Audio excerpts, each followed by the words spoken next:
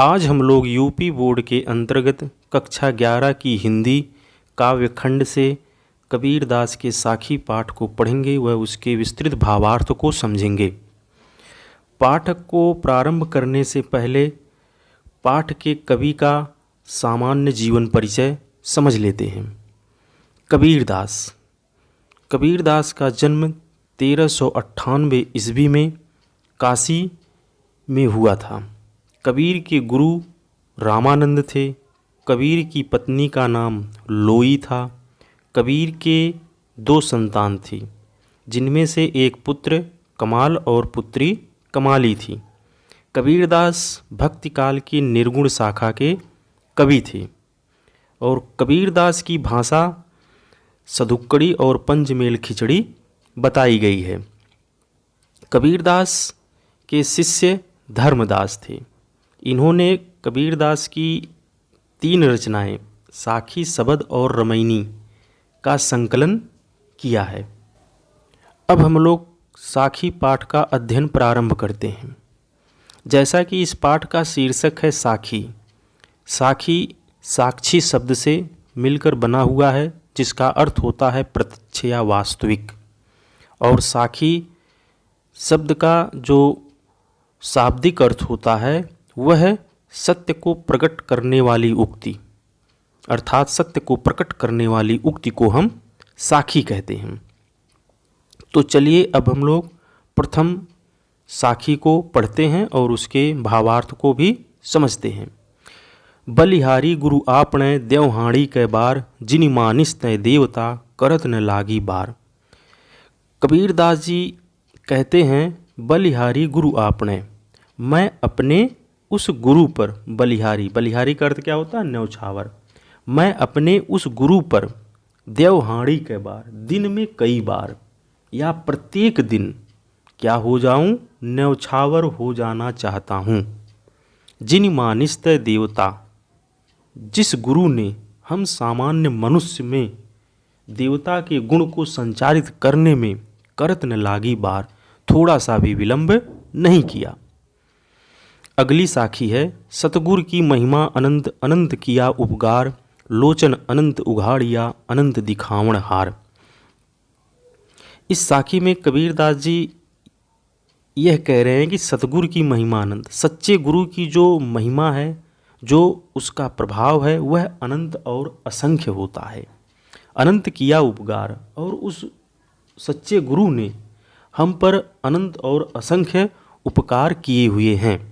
लोचन अनंत उघाड़िया, उन्होंने हमारे नेत्रों पर पड़े हुए घमंड अहंकार के पर्दे को हटा दिया, जिससे अनंत दिखावण हार, जिससे मुझे संसार का वास्तविक स्वरूप दिखने लगा। अगली साखी है, दीपक दिया तेल भरी, बाती दई अघट्ट, पूरा किया बिसाहुड़ा बहुर न आवो हट्ट। कबीरदास जी शरीर को जो है दीपक के रूप में प्रस्तुत किए हैं। वह कहते हैं कि इस दीपक रूपी शरीर में प्रेम रूपी तेल भरा हुआ है और उसमें जो है ज्ञान की बत्ती पड़ी हुई है। दई अघट्ट, और यह अघट्ट का अर्थ होता है न घटने वाला, और यह जो है कभी भी घटने वाली नहीं है, न तो कभी भी समाप्त होने वाली है। पूरा किया बिसाहुड़ा बहुर न आवो हट्ट। पूरा किया बिसाहुड़ा, बिसाहुड़ा का अर्थ क्या होता है? व्यापार करना। व्यक्ति इस संसार में आकर के व्यापार कर लिया है, क्रय विक्रय कर लिया है। अगर उसने सही ढंग से क्रय विक्रय कर लिया है तो बहुर न आवो हट्ट, वह दोबारा वापस लौट करके, हट्ट का अर्थ क्या होता है? हाट, बाजार। वह दोबारा लौट करके इस बाजार में नहीं आएगा, अर्थात उसे मोक्ष की प्राप्ति हो जाएगी। बूढ़े थे परि ऊबरे, गुर की लहर चमंकी, भेरा देखा जर्जरा उतरी पड़े फरंकी। कबीरदास जी कह रहे हैं कि मैं इस संसार रूपी भवसागर में क्या था? डूब रहा था। गुरु की लहर चमंकी, तभी जो है गुरु का प्रभाव हमारे ऊपर पड़ता है और मैं उस संसार रूपी भवसागर में डूबने से बच जाता हूँ। भेरा देखा जर्जरा उतरी पड़े फरंगी। और जैसे ही मैंने जीर्ण शीर्ण अपने शरीर को देखा, वैसे ही उसमें से मैंने अपने प्राणों को त्याग दिया, और इस प्रकार से मुझे जीवन मरण के बंधन से मुक्ति मिल गई। अगली साखी है, चिंता तो हरि नाम की और न चिंता दास, जे कुछ चितवे राम बिन सोई काल की पास। इस दोहे में कबीरदास जी कह रहे हैं कि मुझे केवल और केवल हरि के नाम की चिंता है, मुझे केवल और केवल ईश्वर और परमात्मा के नाम की चिंता है, और न चिंता दास, मुझे उनके अलावा और किसी की भी कोई चिंता नहीं है। जे कुछ चितवै राम बिन सोई काल की पास। कबीरदास जी कहते हैं कि यदि कोई भी व्यक्ति राम के अतिरिक्त अन्य किसी के विषय में चिंता करता है, सोचता है, तो सोई काल की फांस, तो उसके लिए जो काल है हमेशा अपने फंदे को ले करके उसके प्राणों को हरने के लिए तैयार रहता है। अगली साखी है, तू करता तू भया मुझ में रही न हूँ, बारी फेरी बली गई जित देखऊं तित तू। इस साखी में कबीरदास जी यह कह रहे हैं कि तू करता, अर्थात भगवान के नाम का जाप करते करते कबीरदास जी कह रहे हैं तू करता तू भया, भगवान के नाम का जाप करते करते मेरे अंदर भगवान जैसे गुण आ गए, अर्थात मैं भगवान हो गया, मुझ में रही न हूँ। और जब मेरे अंदर भगवान परमात्मा के गुण आ गए तो मेरे अंदर मुझ में रही न हूँ का अर्थ क्या होता है? अहंकार। तो मेरे अंदर से अहंकार दूर हो गया। बारी फेरी बली गई जित देखऊं तित तू। इस प्रकार से मेरी दृष्टि में भगवान परमात्मा समा गए, जित देखऊं तित तू। मैं जिधर भी अपनी दृष्टि डालता हूँ उधर ही मुझे परमात्मा के दर्शन होते हैं, अर्थात सृष्टि के प्रत्येक कण में मुझे परमात्मा का वास दिखाई देने लगा।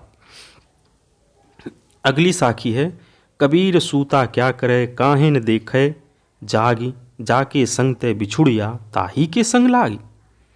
इस साखी में कबीरदास जी जो व्यक्ति जीवन से हार चुके हैं, जो जीवन से टूट चुके हैं, उनको प्रेरित करते हुए कबीरदास जी कहते हैं कि कबीर सूता क्या करे, हे व्यक्ति तुम उदास अवस्था में पड़े पड़े सोए हुए क्या कर रहे हो, काहे न देखे जाग, क्यों नहीं उठ करके संघर्ष करते और फिर जो है जीवन के फल का जो है तुम रसास्वादन करते। जाके संग तय बिछुड़िया ताही के संग लाग, जाके संग तय बिछुड़िया जिसके साथ तुम एक दिन बिछड़ जाओगे, ताही के संग लागे उसी के साथ तुम आज भी लगे हुए हो। अर्थात ये जो मोह है, माया है, एक न एक दिन इसका साथ व्यक्ति छोड़ करके चला जाता है। तो उसी को कह रहे हैं कि कबीरदास जी की ये सब चीज़ें क्या है, क्षणिक हैं, इसलिए इनके बंधन में तुम मत पड़ो।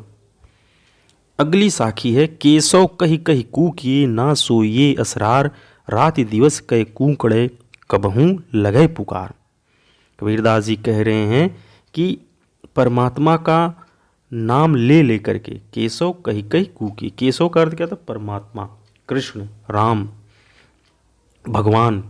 तो कबीरदास जी कह रहे हैं कि केशव का नाम ले लेकर के कूकिए, उच्चारण करिए, ना सोइए असरार। इस प्रकार से निश्चिंत होकर के आप मत सोइए। रात दिवस कई कूकड़े, दिन और रात, राति का अर्थ होता रात्रि, दिवस का अर्थ होता दिन, कई कूकड़े। इस प्रकार से दिन और रात्रि में भगवान के नाम का उच्चारण करने से कबहूँ लगे पुकार, कभी न कभी तुम्हारी पुकार उस परमात्मा तक अवश्य ही पहुँच जाएगी और तुम्हारा जो है कल्याण हो जाएगा। अगली साखी है, लंबा मार्ग दूरी घर विकट पंथ बहुमार, कहो संतव क्यों पाइए दुर्लभ हरि दीदार। कबीरदास जी इस साखी में परमात्मा की प्राप्ति के विषय में बताते हैं। वह कहते हैं कि परमात्मा की प्राप्ति का जो मार्ग है, लंबा मार्ग, वह मार्ग क्या है? लंबा है। दूरी घर, और उस परमात्मा का घर दूर है, विकट पंथ, और जो रास्ते हैं वह अत्यंत ही कठिन हैं। बहुमार, और मार्ग में अनेक प्रकार की क्या है, बहुमार, अनेक प्रकार की समस्याएं भी हैं। कहो संतों क्यों पाइए दुर्लभ हरि दीदार। कहो संतो भाई आप लोग बताइए किस प्रकार से आप हरि दुर्लभ हरि दीदार, हरि का अर्थ परमात्मा, आप हे संतो भाई आप ही लोग बताइए कि किस प्रकार से आप परमात्मा के दुर्लभ दर्शन कर पाएंगे। दीदार का अर्थ होता है दर्शन। अगली साखी है, यहु तन जालो मस करो लिखो राम का नाऊ, लेखनी करूं करंग की लिख लिखी राम पठाऊं। इस साखी में कबीरदास जी कह रहे हैं कि मैं अपनी इस शरीर को यह तन जालो मसी करूं। तन का अर्थ होता है शरीर, जालों का अर्थ जला करके, मसी का अर्थ होता है स्याही। कबीरदास जी कह रहे हैं कि मैं अपनी इस शरीर को जला करके उसका स्याही बना लूं, लिखो राम का नाम, और मैं उससे राम के नाम को लिखूं। और किससे लिखूं? लेखनी करूं करंग की। करंग की अर्थ का शरीर की हड्डियों से, मैंने शरीर की हड्डियों से मैं जो लेखनी बनाया है, उस लेखनी से और शरीर को जला करके जो स्याही बनाया है उससे मैं राम के नाम को लिखूं, लिख लिख राम पठाऊं। और इस प्रकार से प्रतिक्षण प्रतिदिन लिख लिख करके राम के पास भेजा करूं। कभी न कभी उनकी कृपा हमारे ऊपर बनेगी ही। अगली साखी है, कै बिरहिनी को मीच दे कै आपा दिखलाई, आठ पहर का दाझड़ा मुँह पे सहा न जाई। कबीरदास जी स्वयं को बिरहिनी मान लिए हैं। वह कह रहे हैं कि कै बिरहिनी को मूंछ दे, हे परमात्मा, हे ईश्वर, आप मुझ बिरहिनी को समाप्त कर दीजिए। मीच देकर समाप्त कर दीजिए। कै आपा दिखलाए, या तो आप अपने वास्तविक स्वरूप को हमें दिखला दीजिए। आठ पहर का दाझड़ा मुँह पे सहा न जाए। इस प्रकार से आपके वियोग में आठ पहर का दाझड़ा, दाझड़ा का अर्थ जलना, इस प्रकार से आपके वियोग में आठों पहर जलना मुँह पे सहा न जाए, मुझसे सहा नहीं जाता है। अगली साखी है, कबीर रेख सिंदूर की काजल दिया न जाई, नैनू रमैया रमि रहा दूजा कहाँ समाई। कबीरदास जी कहते हैं कि कबीर रेख सिंदूर की रेखा पर कभी भी काजल नहीं लगाया जा सकता। क्यों? क्योंकि जो सिंदूर होता है ओज का प्रतीक होता है और काजल जो होता है कलंक का प्रतीक होता है। नैनू रमैया रमि रहा दूजा कहाँ समाया। उसी प्रकार से जब हमारे नेत्रों में राम भगवान श्री राम रम गए हैं, बस गए हैं, दूजा कहाँ समाए। किसी दूसरे व्यक्ति के समाने के लिए वहाँ पर कोई स्थान ही नहीं बचा है। अर्थात हमारे नेत्रों में, हमारे तन में, हमारे मन में श्री राम के अलावा और कोई दूसरा नहीं समा सकता है। अगली साखी है, सायर नाही सीप बिन स्वाति बूंद भी नाही, कबीर मोती नीप जय शून्य सिसर गढ़माई। कबीरदास जी कहते हैं कि हे मनुष्य, अगर तुम मोती को प्राप्त करना चाहते हो, सच्चे अर्थों में मोती को प्राप्त करना चाहते हो, तो सायर नाही, सायर का अर्थ क्या होता है? सर्प, तो वह तुम्हें सर्प के पास नहीं मिलेगी। सीप बिन, वह मोती तुम्हें सीप में भी नहीं मिलेगी। स्वाति बूंद भी ना, वह मोती तुम्हें स्वाति की बूंद में भी नहीं मिलेगी। तो मिलेगी कहाँ? शून्य सिसर गढ़माई, मस्तिष्क के ऊपरी भाग में जो सुषुम्न नाड़ी होती है वहाँ पर आपको वह वास्तविक मोती मिलेगी। अर्थात तुम उस मोती को वहाँ पर खोजो। अगली साखी है, पाणी ही तय हिम भया हिम हुए गया बिलाई, जो कुछ था सोई भया अब कुछ कहा न जाई। कबीरदास जी कह रहे हैं कि जो पानी था वह हिम में बदल गया। हिम का अर्थ क्या? बर्फ में। पानी जो था वह बर्फ में बदल गया, हिम हो गया बिलाई, और जो बर्फ था वह वाष्प बन करके समाप्त हो गया। जो कुछ था सोई भया अब कुछ कहा न जाए। जो कुछ होना था वह सब हो गया, अब कुछ कहा न जाए। अब उसके संबंध में कुछ भी कहा नहीं जा सकता। अगली साखी है, पंखी उड़ानी गगन को पेंड रहा परदेश, पानी पिया चंच बिन भूल गया यहु देश। कबीरदास जी इस साखी में जो है यह बताते हैं कि जो गगन है अर्थात जो आकाश है वह किसका घर है? परमात्मा का घर है। और जो परमात्मा का घर है वही जो है व्यक्ति का वास्तविक घर है, क्योंकि व्यक्ति वहीं से आया हुआ है इस संसार में। तो उसी को कबीरदास जी संबोधित करते हुए कह रहे हैं कि पंखी उड़ानी गगन को, तो अपने पंखों से उड़ करके गगन में चला गया, पेंड रहा परदेश, लेकिन जो तुम्हारा शरीर था वह परदेश में ही रह गया। पानी पिया चंच बिन, और तुमने जो है बिना चोंच के पानी को पिया, और जब तुमने बिना चोंच के पानी को पी लिया तो भूल गया यह देश, तो तुम उस देश को भूल गए।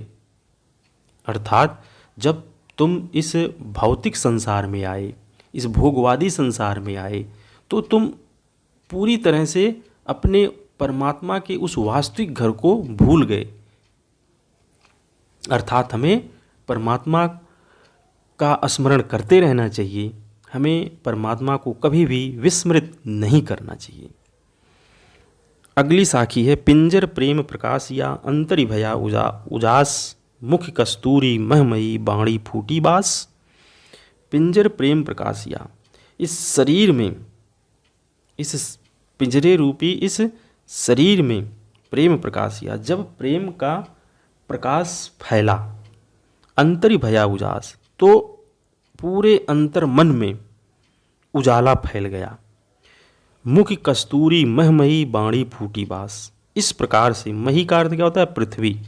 इस प्रकार से जब मेरे मुख से बाणी निकली तो वह कस्तूरी के समान चारों तरफ फैल गई। क्यों फैल गई? क्योंकि मेरे अंतर मन में ज्ञान का प्रकाश था। अगली साखी है, नैना अंतरि आओ तू, ज्यों हूँ नैन झपेऊँ, ना हूँ देखूँ और कूँ, ना तुझ देखन देऊँ। कबीरदास जी कहते हैं कि मैं जैसे ही नैना, नैना का अर्थ क्या होता? नेत्र। नैना अंतरि आओ तू, वह परमात्मा को संबोधित करते हुए कह रहे हैं कि मैं नैना अंतरि, हे परमात्मा आप मेरे नेत्रों के अंदर आ जाइए। ज्यों हूँ नैन झपेऊँ, जैसे ही मैं अपने नेत्रों की पलकों को झुकाऊं वैसे ही आप मेरे नेत्रों के अंदर आ जाइए। ना हो देखूं और को, इस प्रकार से ना तो मैं किसी और को देखूं, ना तुझ देखन दूं, और ना ही तुझे किसी और को मैं देखने दूं। अगली साखी है, कबीर हरि रस यों पिया बाकी रही न था की, पाका कलश कुम्हार का बहुरी न चढ़ई चाकी। कबीरदास जी कहते हैं कि हमने, हरि का अर्थ क्या होता है? भगवान परमात्मा। हमने हरि के रस को इस प्रकार से पी लिया है कि बाकी रही न था, हमारे अंदर बाकी और कोई भी अभिलाषा, कोई भी इच्छा नहीं रह गई है।